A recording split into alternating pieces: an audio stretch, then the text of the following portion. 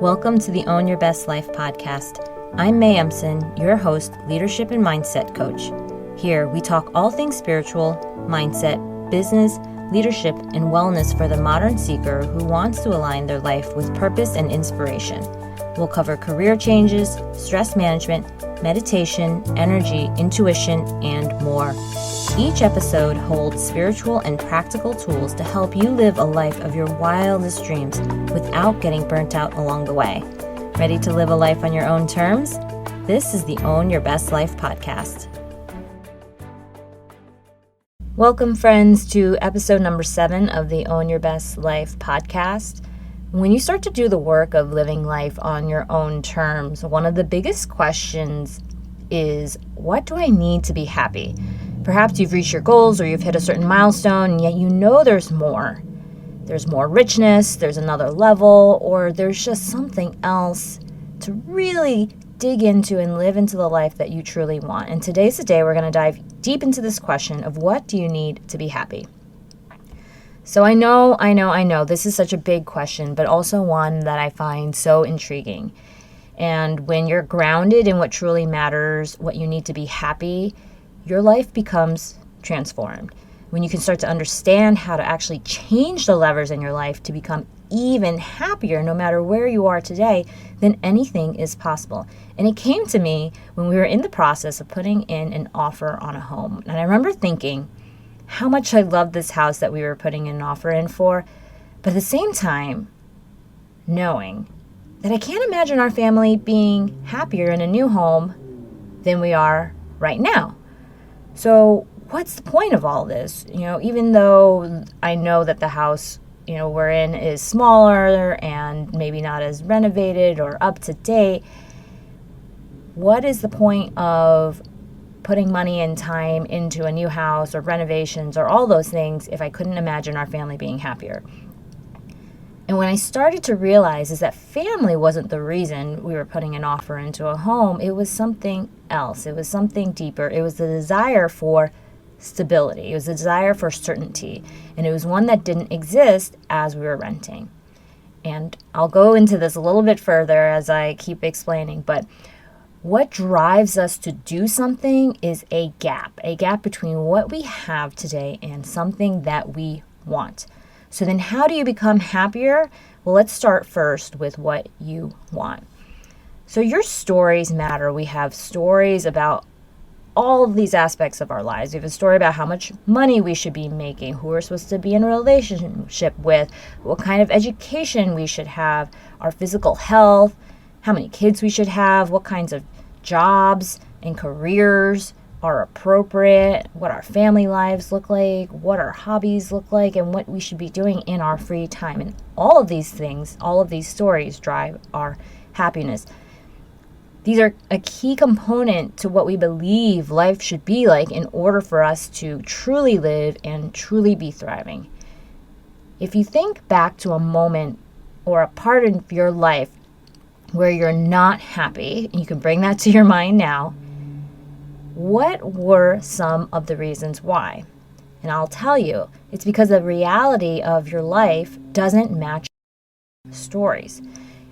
You thought you should have made this much money by now, but you didn't. You thought you were supposed to have kids already, but you haven't. You thought your free time would be yours, but it's not. And you thought you would have a certain kind of relationship, but you don't. You thought, or I thought we should have a certain kind of body, but we don't, and that's not what's there when we look in the mirror. But now let's go to an area of your life where you are happy, where you're feeling good, where you feel like you think you're really thriving. And we all have areas where we feel maybe need some improvement, but we also have areas where we do think that we've got something going for us. And when you think about those areas, you'll realize the truth there is that your reality matches or exceeds your stories. Maybe you thought you would be making a certain kind of income, and you're actually making more than that. You thought your friendships would be strong, but they're even stronger. You thought that you would be taking care of your body, but you're doing so much to exercise and eat healthy, and it's even better and more than you ever expected. So you feel good. And whatever it is that you're happy with, your life is meeting or exceeding your story. But if I should be happy, then why am I not happy? Right? I have a great job, I have healthy kids and a supportive partner. This question comes up a lot with my coaching clients. And when this happens, there's likely an area that will appear underneath that first surface glance of your life where you are unhappy.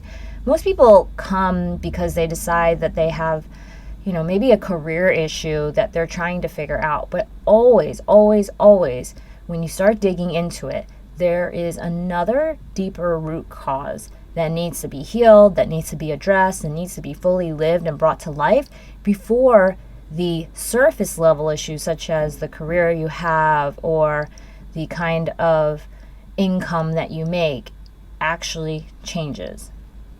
So similar to my desire to buy a home, it wasn't the family, it was the stability. So maybe you have a great job, but you're burning both ends of the candle and you're no longer as present as you'd like to be with your family.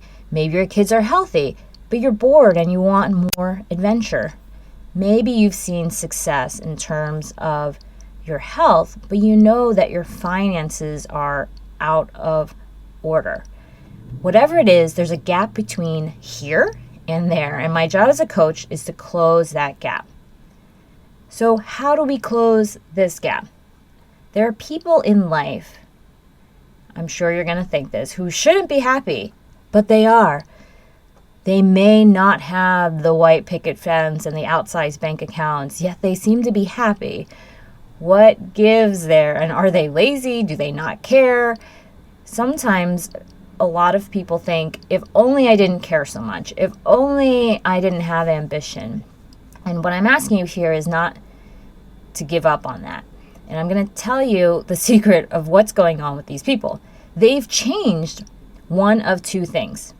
They're either progressing in the area where they want to make an improvement, or they've changed their story of what makes them happy. Your stories can change.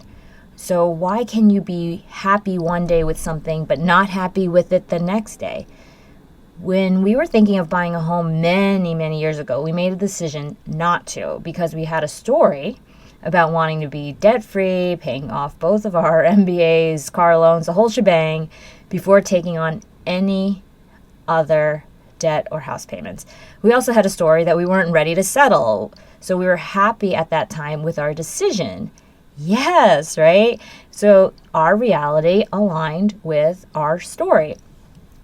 Then we paid things off, we saved for the down payment, and felt more certain about the community and the place that we wanted to live in.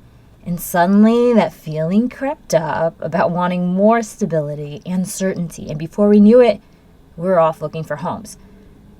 Our stories had changed. The story became, now we're ready and we want to buy.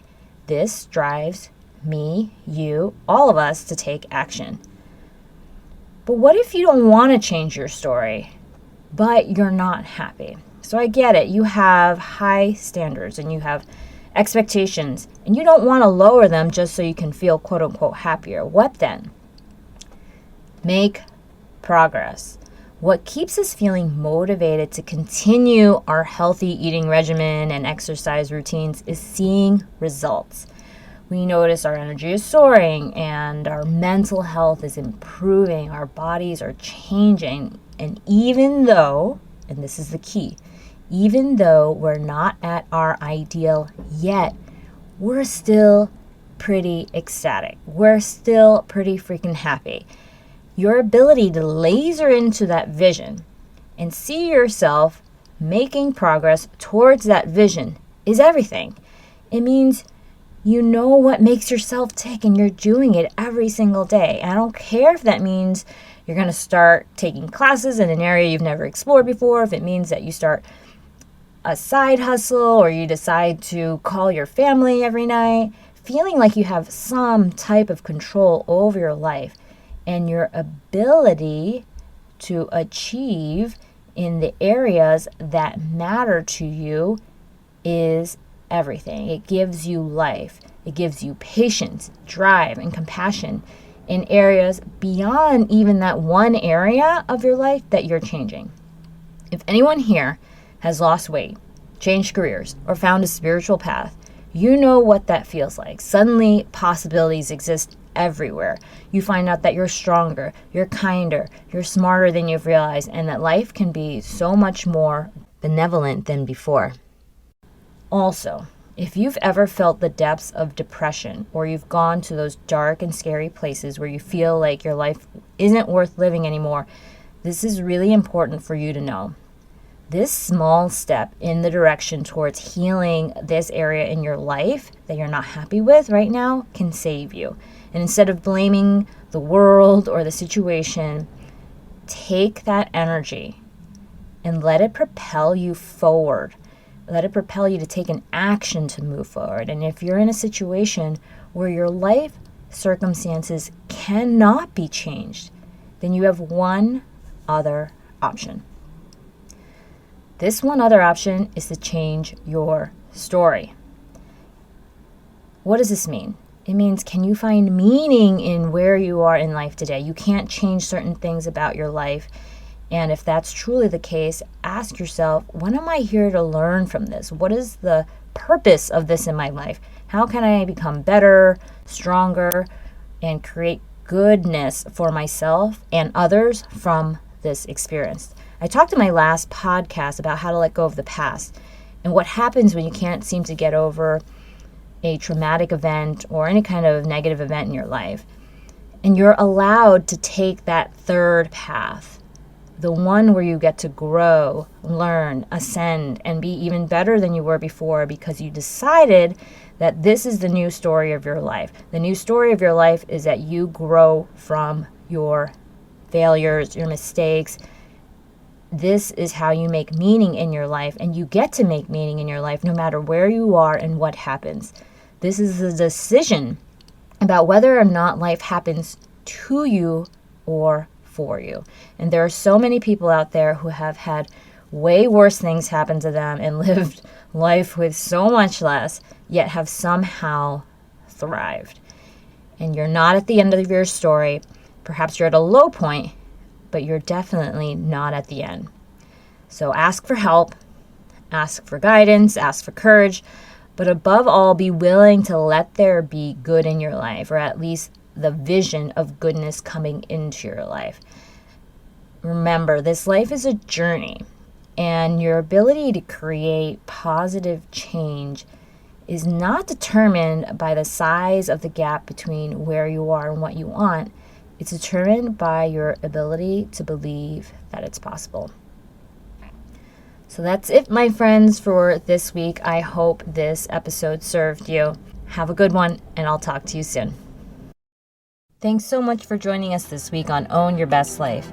Make sure to subscribe to the show on iTunes or wherever you listen to podcasts so that you'll never miss a show.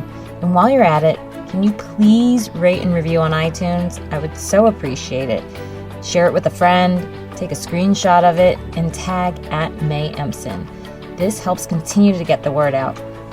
For more show notes and resources, check out www.mayemson.com. It'll have all the links to everything you heard here today. Thanks so much for listening. It's time to own your best life.